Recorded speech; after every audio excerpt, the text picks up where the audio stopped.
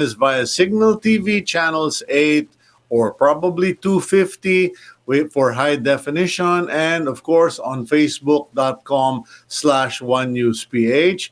And if not, you can also watch us on YouTube. Just dial in One News PH. Today is April 6, 2021. It's a Tuesday.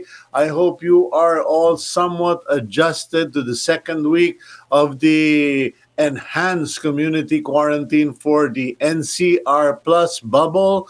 And for those outside the Metro Manila and Bulacan, Cavite, Laguna, and Rizal, I hope you are equally faring better or are healthier kasi po marami pa rin pong mga kaso. Although the good news is that the 1 week, the previous 1 week quarantine seems to have helped.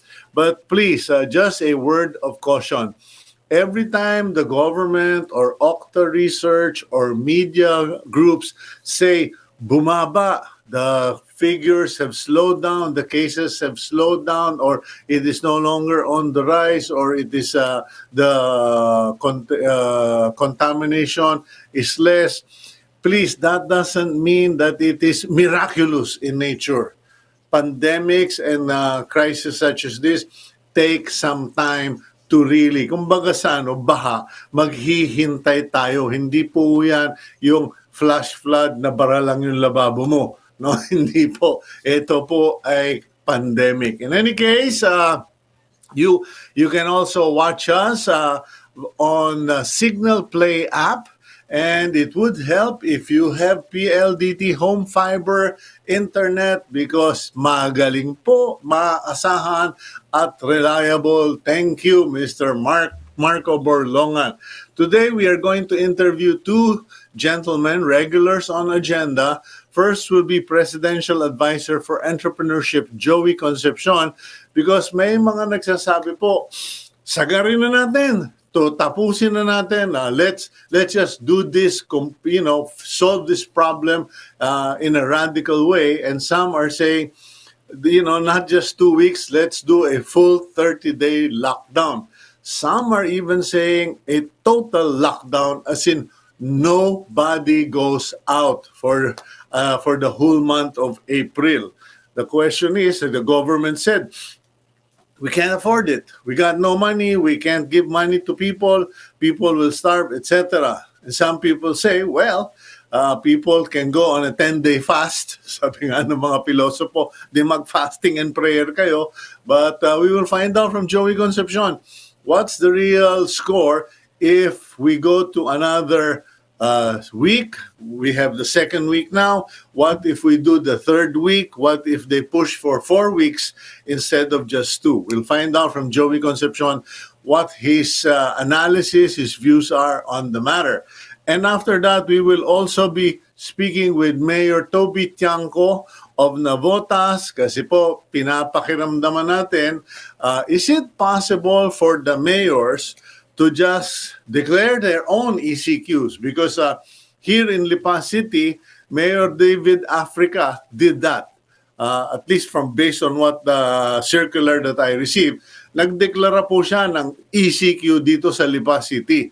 I don't know what's the situation in the province of Batangas, but he has the right, the authority, the power, and common sense to call an ECQ because marami po talaga. Yesterday, I heard of 2 barangay captains who died because of COVID. Their family were infected by COVID and another health worker died because of COVID. So medyo yun po, seryoso pa rin po. And I want to thank those of you who have been praying for our Pastor Ricky Vistan here in Lipa City because kahit pa paano po, nag-i-improve. Guarded, very guarded, but improving. And his wife, Amy, has finally been released from the hospital. So we will see how things go. Anyway, let's go to the front page of the Philippine Star. Okie dokie. The Philippine Star front page, Okta Research Group says the country can reach 1 million total COVID-19 cases by the end of April. Even if the 1 week enhanced community quarantine has slowed the rate of increase in cases.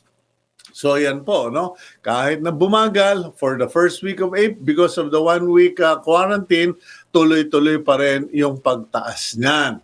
Still in the news about COVID, Malacanang rules out the extension of the ECQ in Metro Manila and its neighboring provinces or yung NCR plus bubble. Malacanang says government has no more funds to help Filipinos affected by the restriction. Yun po, no? Kasi ang nangyayari po kasi dito, yung mga funding for these restrictions, hanapan ng pera because generally, in the words of one Undersecretary of Health, he said na, I think the budget, sabi kasi naman biglaan din na nagde-declare tayo ng ECQ dahil kailangan. It's not, it's not something we want, but when something happens, parang may sunog, hanap ka ng tubig. Ang problema, wala nang cash, ha? Walang cash, so hindi allocated, hindi allotted, etc. Pero may pera para sa mga projects. Okay. And last but not the least, the Philippines turns up the heat on China over its vessels in the West Philippine Sea as Defense Secretary Delfin Lorenzana remains firm in his stance. Chinese boats must leave. Kung hindi mo mapaalis yung mga barko, paalisin mo na lang yung maingay.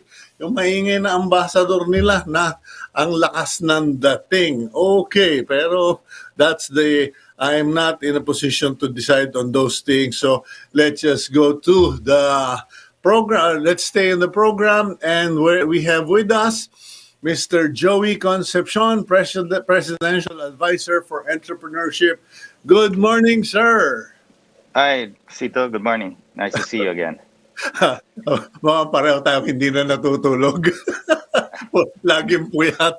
Okay, Joey, let me just go straight to the issue. There are people, it surprises me, but there are a number of people who are saying, can we just do this one time, big time? Their suggestion is, can we just lock down the entire country or the entire Metro Manila, yung NCR Plus, etc., or Greater Metro Manila, for 30 days, the whole entire month of April, nobody goes out. Anybody who goes out, bahala siya sa buhay niya, bahala na ang pulis sa kanya, but just complete and total lockdown so that we can be rid of this virus if, according to the doctors, that is the solution. What's your reaction to this? As you can see, I mean, even the economic secretaries are already saying that we can't afford another prolonged lockdown. No? So this actually was a good move in the sense that Holy Week is really a dead week, no? Except for the tourism sector, which again took a hit because everybody goes out of town, no? And gets a hotel and all of that and goes to the provinces. Of course, this really affected many of the entrepreneurs in the tourism sector. But for those in Metro Manila, it is not as bad. Now that we extended it with another week, I think that was a wise move just to make sure that your 14-day quarantine is intact. No? Now, to go beyond that, I think would be too risky.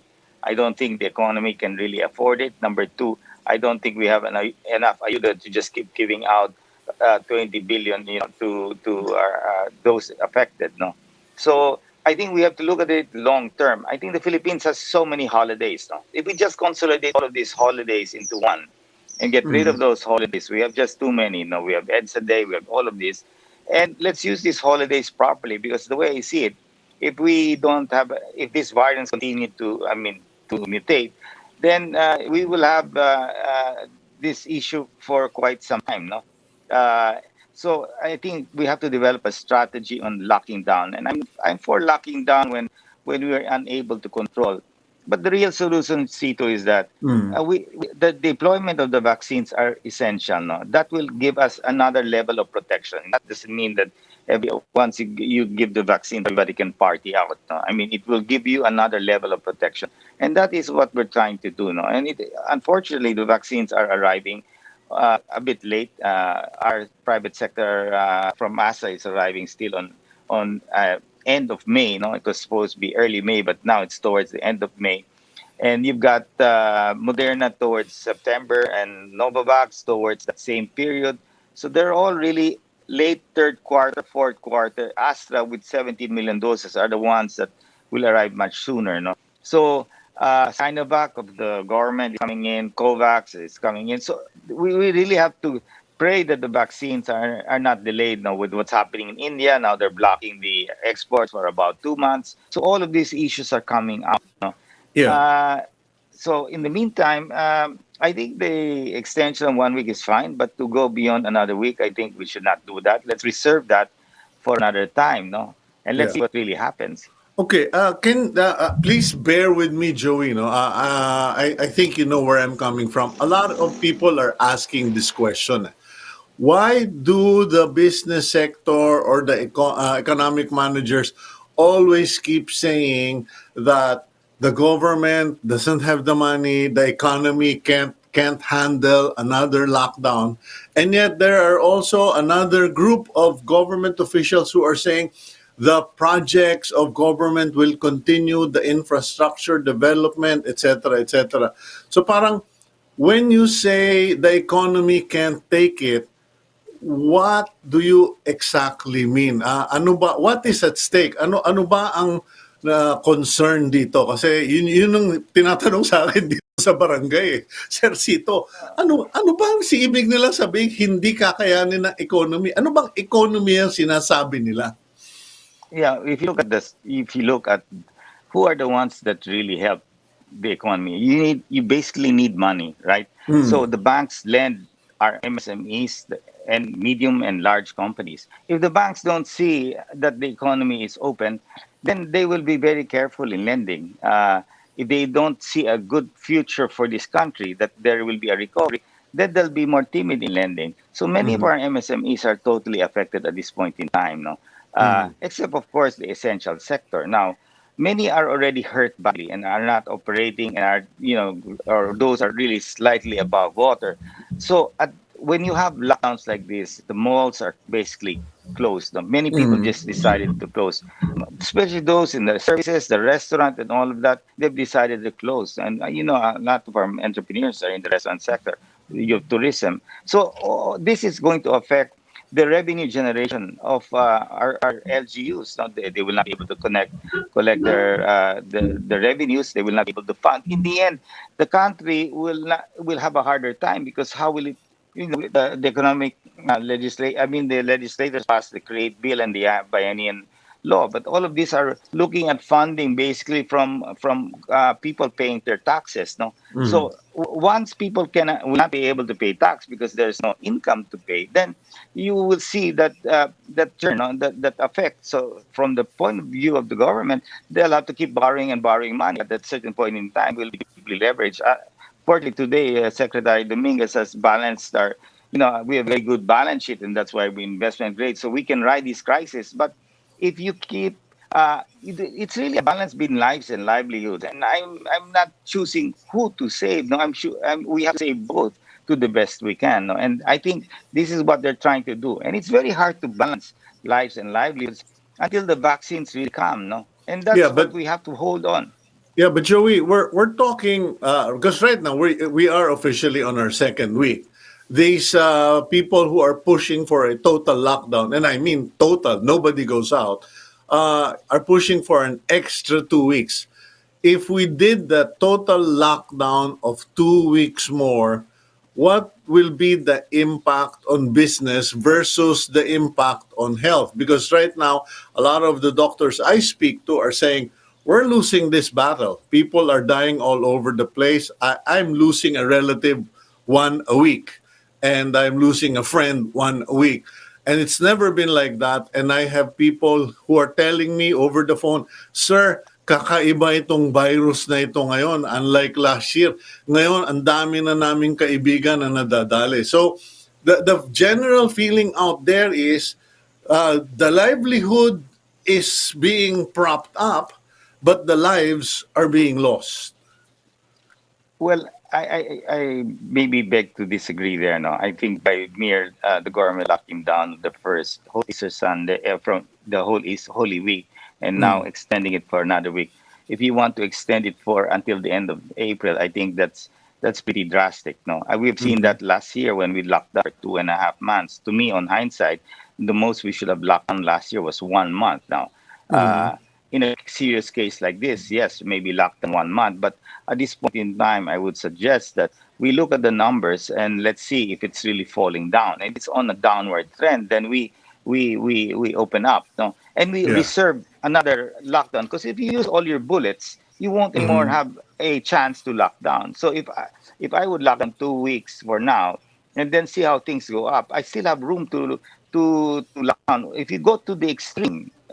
And then you will have a lot of business really failing, and you will see the repercussion there. And we are seeing it right now, no. So Mhm. having a view of our MSMEs, and although this lockdown is not as ruthless as the first one last year, no, there's greater mobility, but still, no, the mere fact that businesses cannot operate properly, especially in many of the retail sectors and all of that. The banking Yeah. sector then will also be affected. It will ripple all the way up. The banks will not be able to collect what they lend out. They will stop lending. When they stop Mhm. lending, then there is less economic activity, and we will go to a standstill and a free Okay. fall. No, so we have to be careful. Okay, you pointed out that the real solution are vaccines. And you know this to be fact, Joey. I have been very supportive of you. A lot of people are really thankful for all the efforts you've been pushing for. But some people are now saying it's not going to happen. And if the vaccines do come, it will be June and not May. And what do we do for that entire month of May without vaccines? Correct. So we are basically relying on COVAX at this point in time, and the purchases of the government for the China vaccines and some donations from China. So Mm, that's where my visibility is. No, yeah. bulk of these vaccines, together with Astra, is coming in towards end May. No, we can even say June, and Yeah. moving forward, others. No, so we will just have to brace now. I mean, you can if the situation gets out of control, then there's no choice but to again do a lockdown, no? Because we cannot have the hospitals really overrun by no beds. And yeah, I cousin who's in the hospital and so many others. This is different. No? It's getting close, no. Hmm. So we as Filipinos will just have to brace ourselves and continue to do the proper things, social distancing and all of that, no, and wearing a mask and shields, and that's the only weapon we have right now on top of testing, no, and testing has created enough possibility right now to isolate. But really, our real savior here will be the vaccines, and unfortunately, our ammunition is only arriving towards that period, no, and moving forward, there it will further increase, no, so there will be a lot towards. I'm still very optimistic that the fourth quarter we will have a great chance to recover, no, but of course, if we lock down too long, then that recovery will be really very challenging, no. Yeah. Do you have any cards up your sleeve, Joey? Because you're the guy who always comes up with this extraordinary solutions, like combining the like you did that shared RT-PCR test, etc. Full Yeah, testing, yeah, yes, the pool yes. testing. Anything up your sleeve? But before you answer that question, we'll just go for a quick break, 1 minute break, and we'll get back to you right away. We'll be right back here on Agenda.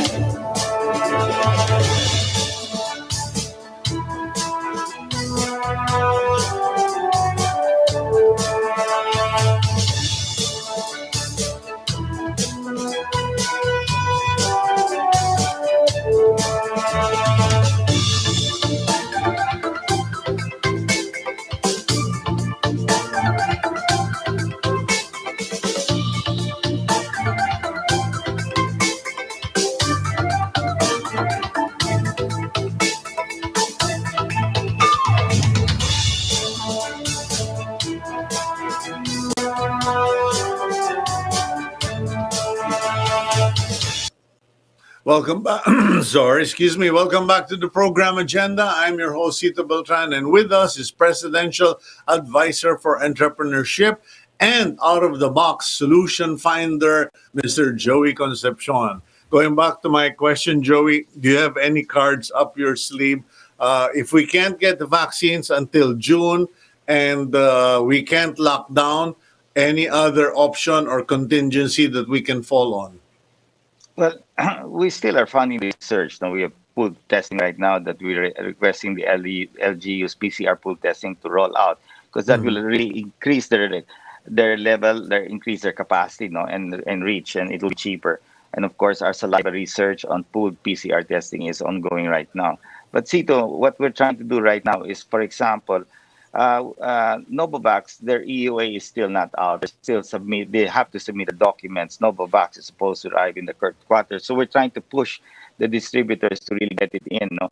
And on Covaxin, which is made by Bharat, that has a great chance of coming in as early as May. No, they're looking at 6.7 million doses coming in early. So we're trying to help them get approval with FDA for their EUA as well. No, so Yeah. we're pushing. So, to me, there's no other solution really here than getting an accelerated delivery on the vaccines, and that is what Secretary Galvez is also trying to do. No, the bottom line is look at the countries that are recovering. They have enough vaccines and they're able to recover. Of course, I mean, in certain areas of America, despite their vaccines, their cases are going up because they think it's normal lives and they start going out and opening everything. That way we have to be careful. But you can see the trend.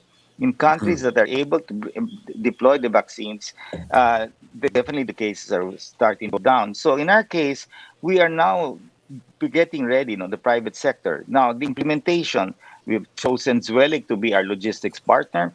We're now getting the private sector to tie up with vaccine centers, no, that will inoculate and their employees. No? So that takes a lot of work and a lot of time because there may be 600, 800 companies that will be deploying all of these things starting end May, June. No? So we have to get ready, and now we're getting clearance with DOH. Okay, what will happen to our allocation, no, when it comes in? We have donated to the government, and I'm glad that they allowed us to focus our donation to NCR. No, so the Secretary Galvez did the thing by asking us where do we want our donation to the national government to focus, and we said obviously it has to be the national capital region. That's where the epicenter of this whole problem is, and if we can give it to our micro and small entrepreneurs, then that will be a great help to these small people who cannot afford to buy their vaccines.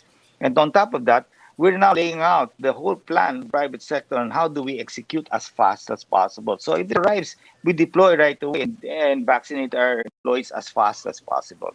Do That's you the game. have do you have a plan on the table right now?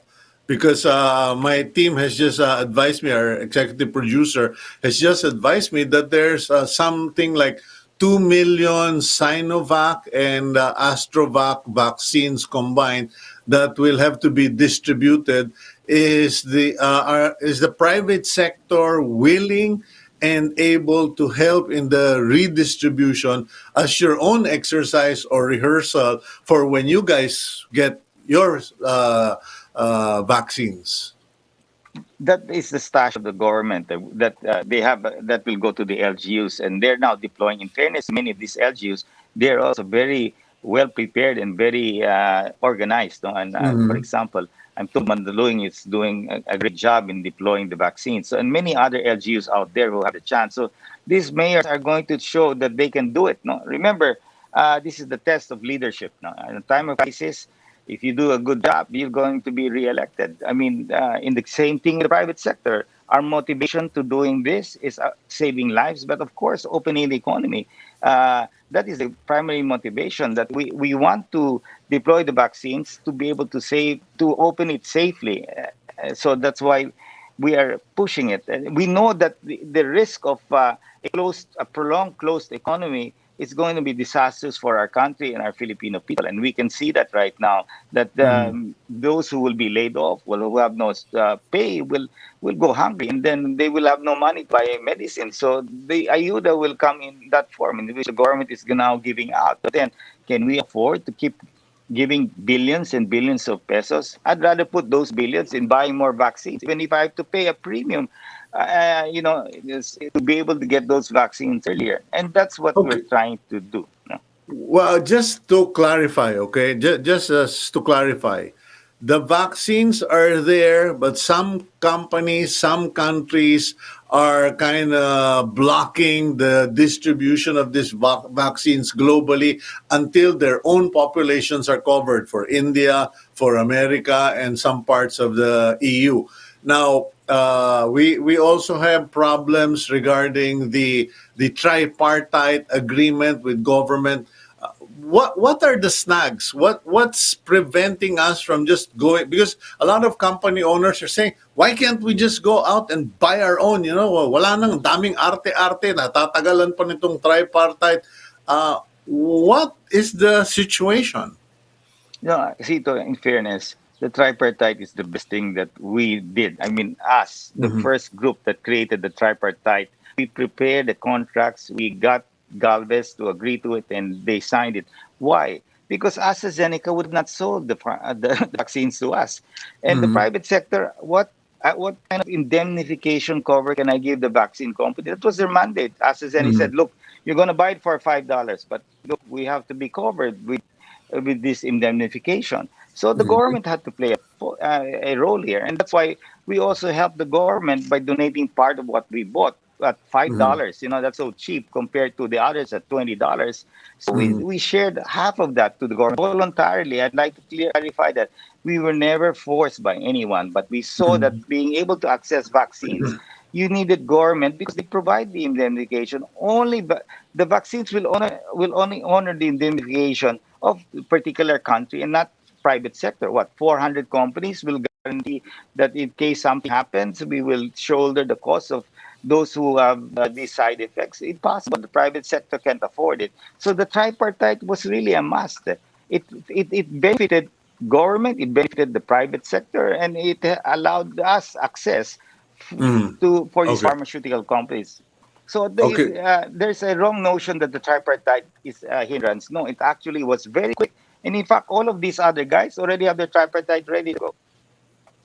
Okay, I'm making a clarification, ladies and gentlemen. The questions I am asking Joey Concepcion emphatically are questions conveyed to me. Okay? Trabaho ko po na itanong in the same manner that they were asked. Now, last question, Joey, regarding I don't know if you've read the news this morning, but there are two congressmen, namely Eric Pineda and Mike Defensor, who are openly endorsing ivermectin and saying, we're giving it to our friends, we're giving it to our family members and constituents because it's a solution. Then there are people who are pushing for other medicines to be made available, and also the home care package. I actually said that on my program a few last week, or a week before, where I said, if we can't accept people in hospitals, let us at least give them access to medicines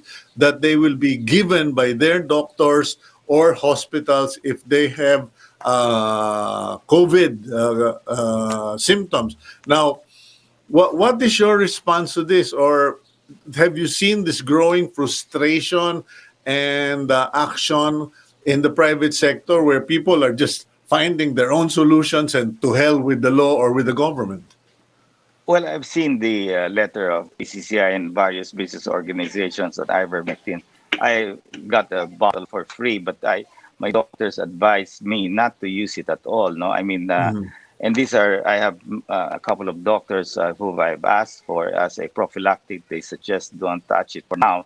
There's not enough studies out there to prove that it does work. No, so Yeah. unlike in the case of vaccines, it's very transparent, efficacies and side effects. So I think they have to consult their doctors. But I think the move is towards if the doctor would recommend it, then they can take it. No, but so far, I mean, we have consulted our doctors, and they suggest not to touch it first. No. Okay. Now, this sense of desperation, frustration, are you seeing it in the business community?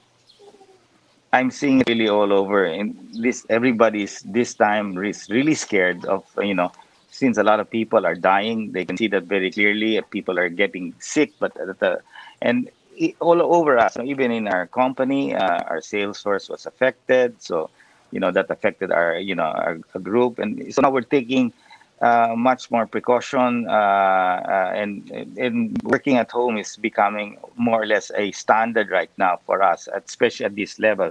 So yes, and we're seeing a lot of businesses really being affected. People are really saving; they don't want to spend for now. They're scared. Even if you don't need to tell them. People are now more cautious because they can see the gravity of this level. This is very different from last year. The level of Mm. spread is just so fast. I mean, it's in families.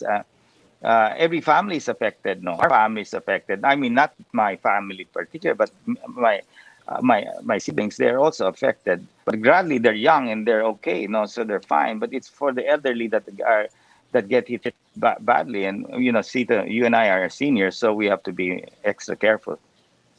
Okay, well, thank you for your honesty and for giving us some ray of hope. I really pray that the vaccines come in, and I guess I'm not too keen on the word, but as you said, brace. It's like hearing that in an airplane that's about to crash. I hope we're not going to crash, but we all have to brace ourselves. Thank you very much, Joey, and have a good Thank day. you, Sita. Thank you. Thank Okay. you. That, ladies and gentlemen, is Presidential Advisor for Entrepreneurship, Mr. Joey Concepcion. And let's now move on to our next interview. Mayor Toby Tiangco of the City of Navotas. Mayor Toby, good morning. Hi, good morning, Cito. Okay. Morning. Glad to see you are healthy and alive. And I need that. Kasi Salamat.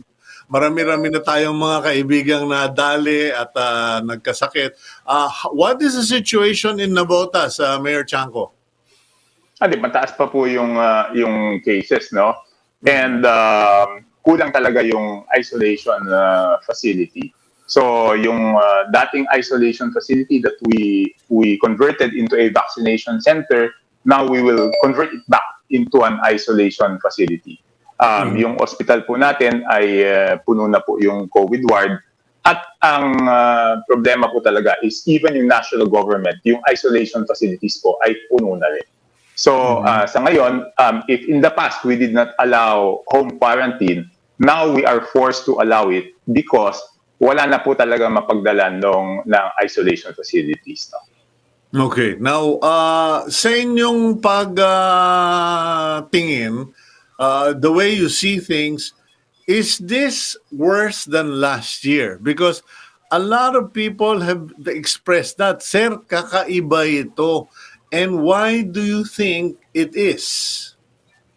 It's definitely worse than last year. No, I Mhm. think when I was interviewed, I think also in this program, I think that was if it's not end of February, first week of March, hindi pa tayo sigurado nun eh. Pero sinabi Mhm. ko, mas kabado ako this time than in July and August of last year. No? The Yes. reason being, at that time, kahit wala pa yung resulta ng genomic sequencing, nakita kasi namin na yung hawaan isa loob ng bahay. The reason Mhm. we found out about that is because nagkaroon kami ng cases sa City Hall noon about February 20. So February 22 onwards, napilitan kami i-lockdown yung City Hall. And Mhm. when we did the contact tracing, doon sa place of work, mababa yung positivity. Pagdating doon sa bahay, ang taas na. And we found that out in February. And di ba Mhm. ngayon, nakikita na natin, pag isa na hawaan sa bahay, 100% nung kasama sa bahay um, ay nahawaan. So that's Mhm. why mas contagious ito. Like, talagang grabe yung hawaan ngayon, no? Mhm. Mas mabilis. Yung laging magkasama, yun ang nadadali. Kasi I've seen that pattern. People who spend the majority of time together, usually husband and wife, family members, sila yung magkakasama. Unique yung mga hindi lahat nadadali s- simply because others are living elsewhere or are moving around. Now, paano Yes, and then naging... Sito, Yeah. yung isang nakita namin is, kasi at that time, yung mga field workers namin, yung hindi naman nagre-report sa City Hall, nagpa-positive sila. Tapos pag close contact namin with co-workers sa field, ang baba ng positivity rate. Pag close contact na doon sa bahay, ang taas na. Yun, 100% na. So, kahit wala pa yung genomic sequencing, we could not explain why. But it was totally different from the situation last year. Okay, so ngayon, ang matanong ko lang, mas matindi sa hawahan, kamusta naman sa patayan? And I don't wanna sound so gross about it, but yung in terms of mortality, kasi yun pa yung isang issue. Tumaas ba ang mortality figures ninyo? Mas marami bang namamatay ngayon? Okay, dalawa kasi yung pagtingin dyan eh. Ang computation normally na nakikita natin is a percentage of the cases, di ba? Ganitong porsyento ang namatay, ganitong 5% ang gumaling. Pag tinignan natin yung porsyento, bumaba yung percentage, no? Pero ako, pag mortality, hindi ko tinitignan yung percentage of death. Ang tinitignan ko is absolute number. Correct. Kung bawat buwan, ilan yung namamatay. Bakit po ganun yung tingin ko? Because pag tumaas po yung kaso, bababa yung mortality rate because lumaki yung divisor, di ba? Pero, para sa akin, isang buhay, isang buhay. So, correct, hindi mo pwede i-porsyento yung buhay, no? So, kung kahit mas mababa yung percentage of death, pero mas mataas yung absolute number, mas grabe yung namamatay. Yun lang naman yung interpretation ko, no?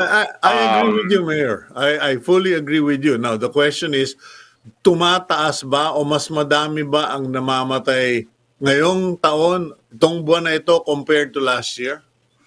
Mas madami po this year. At ang masakit ngayon, hindi na sila nako-confine sa hospital. Either namamatay doon sa technically sa hospital, pero hindi na sa loob ng hospital. Either doon sa triage tent o yung iba doon sa ambulansya nakapila, naghihintay.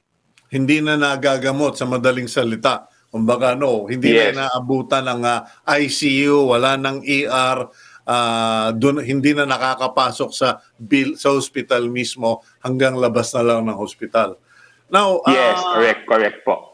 Okay, doon sa sinabi mong mas marami, today, it's now the month of April. I don't know if you have the data in front of you, pero if you were to compare January, February, March of 2020, excuse me, to 2021, nagdoble ba o mas nagtriple ba ang mga bilang ng mga namatay?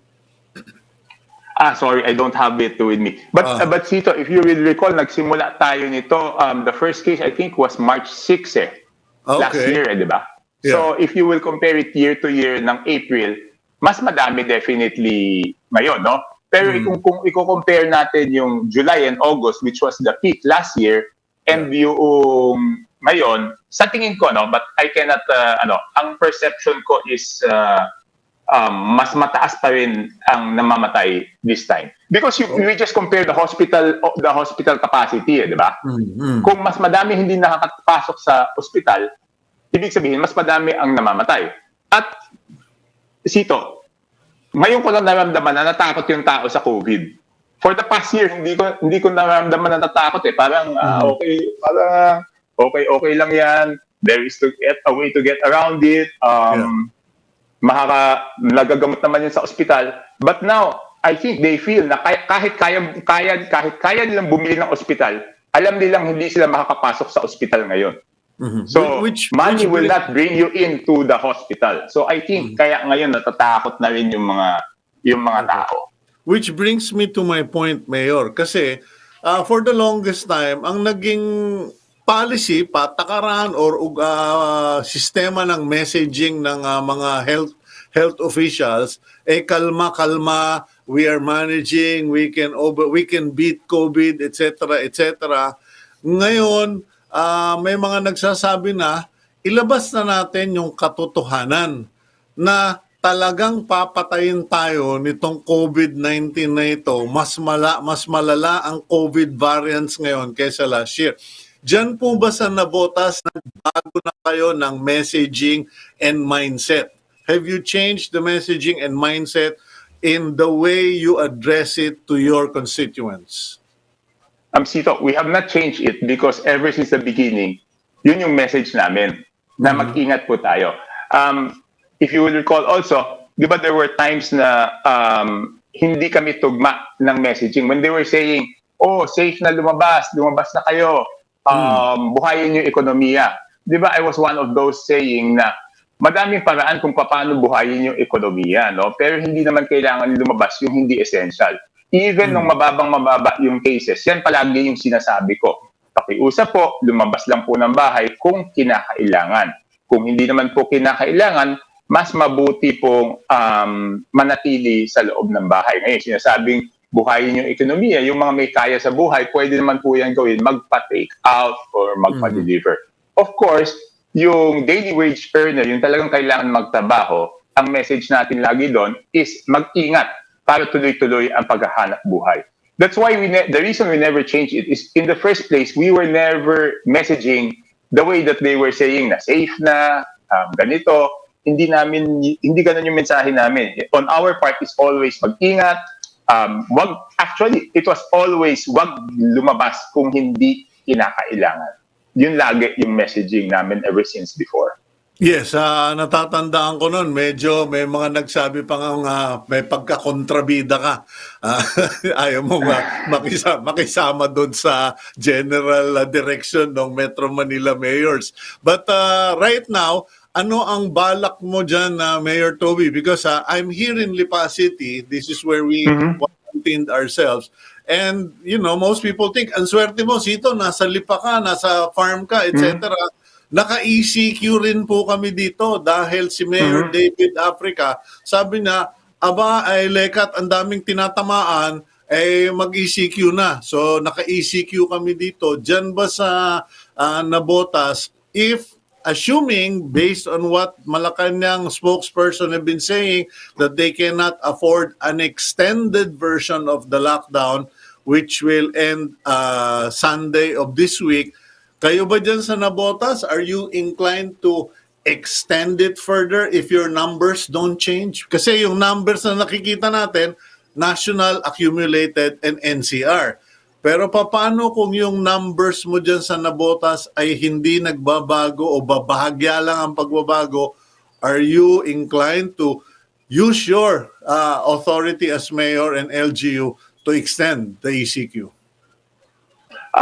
If you recall, Cito, last year ginawa namin yan, di ba? Nung nasa GCQ, di ba, natandaan mo na nakita ko pataas yung cases, nag-MECQ ako ng 2 weeks, and then after that, bumalik din ng MECQ yung Metro Manila. Kaya parang yung sa Navotas, napaaga ng 2 weeks, naging 4 weeks yung MECQ. Tapos yung buong Metro Manila, naging 2 weeks kasi nauna kami mag-MECQ. But this time, honestly, hindi na po kaya ng gobyerno yung extension ng ECQ. Kaya nga nakikiusap ako sa ating mga kababayan, pagbutihin na natin itong ECQ na to. Kasi isipin natin, kung hindi natin mapapababa yung cases at mapilitan na tayong bumalik doon sa MECQ or GCQ at mataas yung cases, ano po yung riskong kinakaharap ng ating working class, ng mga kailangan magtrabaho, no? Number 1. Number 2, sabihin na natin kaya pa ng gobyerno na mag-ECQ. Mahihirapan din po tayong lahat, no? So habang nasa ECQ tayo ngayon, mag-ingat na po talaga tayo, no? Magsuot po ng face mask. Pero alam mo, ang pinakamahirap dito is really, nahihirapan rin akong i-convey yung message because ang hirap talaga naman talaga na kahit nasa loob ka na ng bahay, mag-face mask ka na, no? Kaya lang kung ang hawaan doon sa loob ng bahay, ano pang options natin? Diba? Kasi pag naipasok yung virus doon sa loob ng bahay, ano na yan 100% ng kasama sa bahay malamang positive na rin. Nako, we'll go for a quick break, Mayor, and when we come back, balitaan mo nga ako tungkol dito sa independent movement ng mga dati mong classmates sa Kongreso na gusto yatang magtayo ng sarili nilang botika at busit na rin. We'll be right back. We'll get back to Mayor Toby Tiangco just after a few reminders.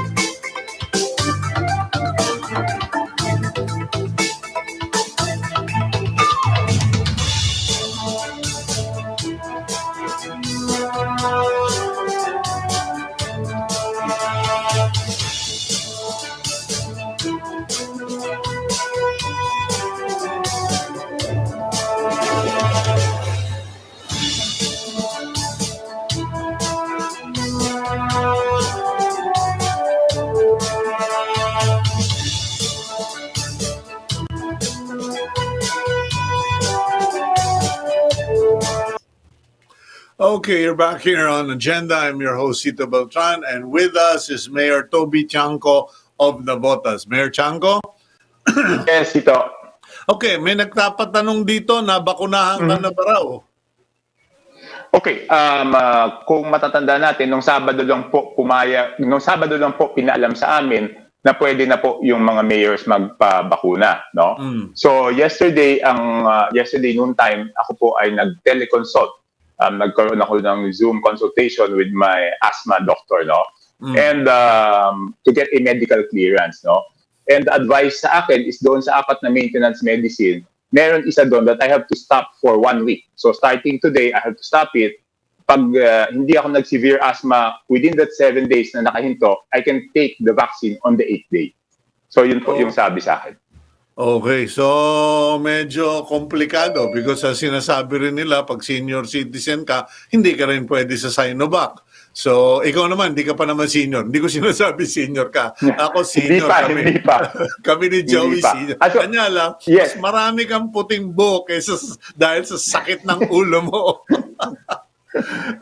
As of now, hindi pa pwede yung Sinovac doon sa senior citizens, no? Yeah. And kahapon naubos na yung AstraZeneca namin kahapon.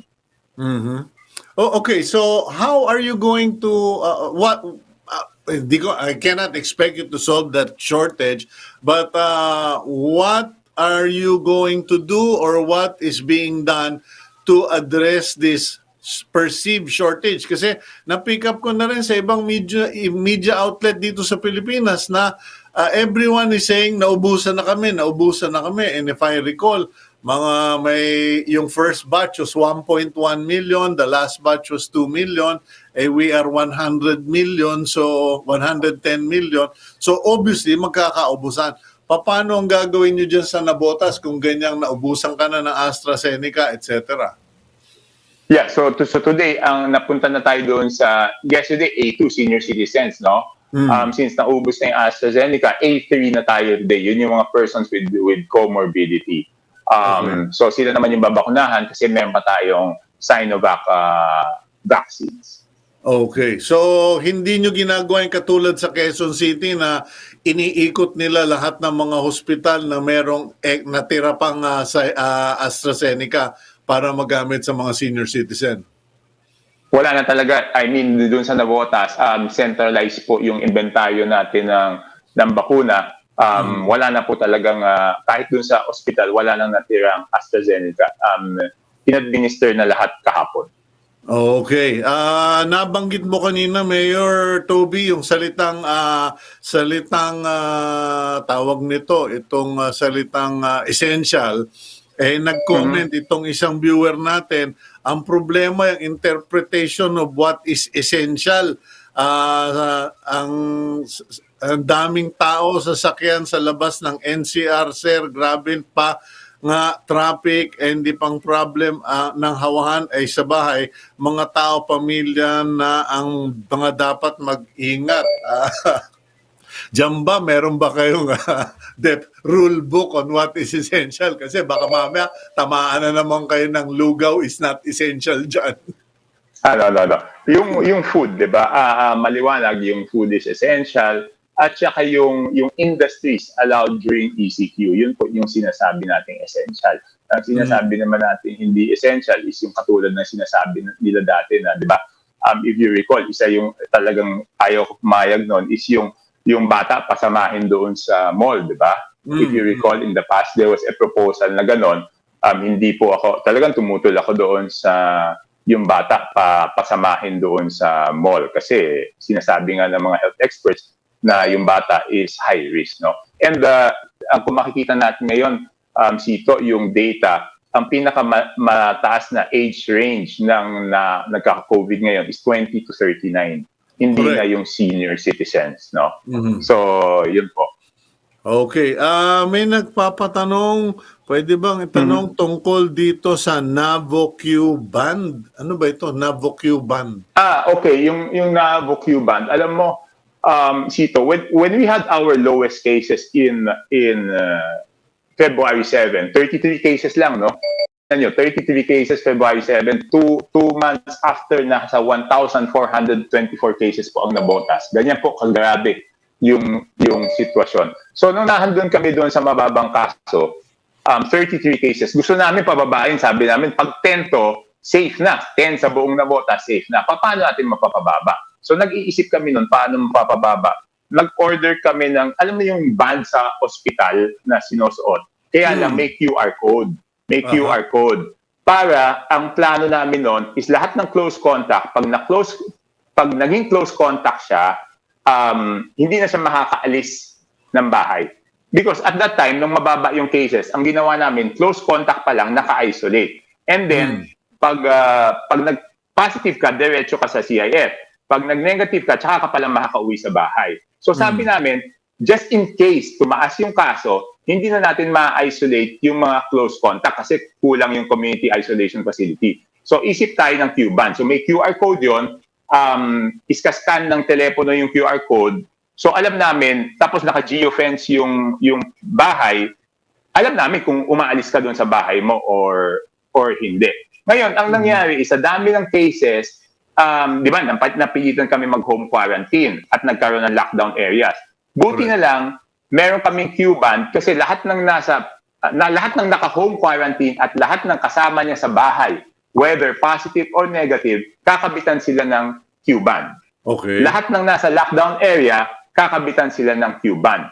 Okay. So sa mga kababayan natin na Botenyo, kung meron kayong makitang may suot ng para sa ospital, itawag nyo kagad sa amin yan kasi hindi sila dapat lumabas ng kanilang bahay. And then twice a day, tinetext sila to scan the QR code. Once they scan the QR code, malalaman namin kung within 25 meters sila kung saan yung unang scan. So alam namin kung sila ay lumabas o hindi. Hindi rin nila alam kung anong oras nila makukuha yung text message na scan nila yon. So mahirap tumakas kasi baka mamaya matsempuhan ka. Tsaka yun na nga, kitang-kita ng tao na may suot ka niyan. Tsaka hindi mo pwedeng putulin. Ang pwede lang magputol nun is yung kawani ng City Health Office. Parang China, ganun ang ginagawa ng China, ilalagay ka sa isang apartment o isang kwarto, naka-monitor ng video, may alarm yung pinto, pag binuksan mo yung pinto, mag-a-alarm at may band ka rin. Pag lumabas ka, dali ka. Sa isolation facility natin, may CCTV, no? Pero yung mahirap yung doon sa mga bahay eh. Buti na lang, naka-order kami noon. No? Hindi naman namin in-expect na magiging, honestly, hindi naman namin in-expect na magiging ganitong kagrabe. In-expect lang namin na kung tumaas yung kaso, meron na kaming paghahanda. No? So, yun. Pero buti lang, meron kami ngayon. So, nagagamit namin siya for those na home quarantine. Okay, what is your, medyo paubos na rin ang oras natin. Tanong ko na lang, Mayor. Yes. What is your situation in terms of hospitals, triage, etc.? Kasi most places, wala na talagang paglalagyan. Wala na talaga. Wala na. In fact, 2 weeks ago, pati yung outpatient department namin, napilitan kaming isara because kulang na kami sa manpower doon sa hospital. Yung COVID ward, puno na. Isolation facility, puno na. And not only that, no? Pati government services, nahihirapan na rin. For example, mga barangay tanod, nagpa-positive. Mga garbage collectors natin, nagpa-positive. So ano mangyayari dyan? Pati pag-collecta ng basura, nahihirapan. And then later on, pag dumami yung positive, babagal ang koleksyon ng basura. Yung basura, nagdudulot ng sakit. So, mahirap na proseso to, no? And then, for today, nagbibigay tayo ng relief goods. So, yung iba't ibang mga kawani natin, dinilipat natin doon sa pag-distribute ng relief goods. Bukas, kailangan na kami mag-start doon sa pagbibigay ng ayuda. So, maglalagay na naman tayo sa habang nababawasan yung kawani ng pamalaan kasi either positive sila or close contact, mas madami naman serbisyong dapat i-directang ibigay doon sa tao. So, this is a real challenge, no? Dahil hindi naman exempted sa COVID yung ating mga kababayan pag tumanggap sila ng ayuda, kailangan naman nilang tanggapin yung ayuda, no? So kailangan talaga dito is ingat talaga ng ating mga kababayan. Is there a possibility to call out for volunteers, volunteer nurses, volunteer mga retired doctors, Sabi ko nga, kahit veterinaryo, marunong naman magsaksak. Kahit sabongero, marunong mag-injection. Yung nasa sabungan, marunong magtahi ng sugat yun. Is there a possibility of calling out for volunteers? Kasi nakakatakot yung sinabi mo, Mayor Toby. Alam mo, marami akong kaibigan, barkadang mga basurero doon sa Barrio Kapitolyo sa Pasig. Eh sila mismo nagsasabi, Sir, kami bulletproof kami sa COVID, hindi kami tinatamaan last year. Eh ngayon kamo, pati basurero tinatamaan na. Ibang sitwasyon na to. Yes, iba na po to, iba to. Barangay Tanods, tinatamaan, no? Yung pagdating sa volunteers, no, Cito, kakailanganin natin yan. Pag dumami, like dito sa Navotas, we have prepared 20 vaccination sites. Eh doon sa dami ng bakuna na hawak namin, ang ginagamit lang namin is 2 vaccination site, no? So yung 18 na na may personnel na hindi natin nagagamit dahil wala pa yung bakunang kinakailangan. So pag dumating na po yung bakuna, then makikiusap po kami for more volunteers. Okay, well, I'll leave it at that, Mayor Toby, and as always, good to see you alive, well, and healthy, and I pray that the good Lord will bless you with more energy, greater wisdom, and courage to do what others may not wish to do, what may be unpopular, but will be for the benefit of the people of Navotas and the country as a whole. God bless you, Mayor Toby. Thank you, Cito. Stay safe. Ingat. Okay, yan po si Mayor Toby Tiangco ng Navotas, and ayun, medyo si Mayor Toby historically talagang may sariling isip yan, may sariling tugtog yan. Pag hindi siya naniniwalang safe, hindi niya sasabayan yan, and he will take the less popular road if he has to. So, well, we're about to end the program. I think our 2 guests today have made something very clear. COVID-19 and its variants in 2021 is more contagious and deadlier. We have no more sufficient means to meet the health demands, the hospitalization demands, and we need to take care of ourselves. We cannot live our lives in the hands of government.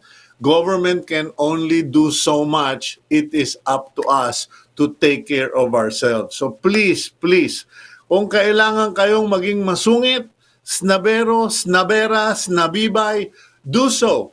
But stay away from gatherings, stay away from people, social distancing. Ako po, ganun na. Laging bawal lumapit. Kasi po, kung wala kang mask, malamang ako ang madali. Thank you for joining us. Please take care and please don't forget to pray. Because right now, God is our only refuge. God is our only hope. And if you have God, you have everything. Take care. God bless all of you.